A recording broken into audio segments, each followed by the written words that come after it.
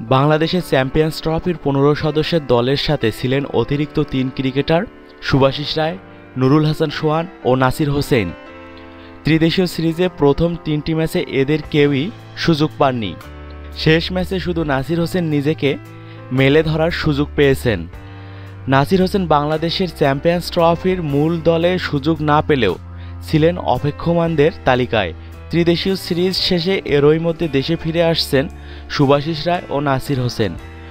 সোহান অবশ্য চ্যাম্পিয়ন্স ট্রফির দলের সাথেই ইংল্যান্ড যাচ্ছেন অতিরিক্ত উইকেটরক্ষক হিসেবে। গতকাল বিসিবি প্রধান নাসিরকে নিয়ে ইঙ্গিত দিলেও শেষ পর্যন্ত তিনি আর কিছু জানাননি, তাই নাসিরকে দেশে ফিরতে হচ্ছে। দেশে ফিরে টাইগার অলরাউন্ডার নাসির হোসেন তার ঢাকা প্রিমিয়ার ক্রিকেট লিগের দল গাজী গ্রুপ ক্রিকেটার্সের সাথে যোগ দিবেন।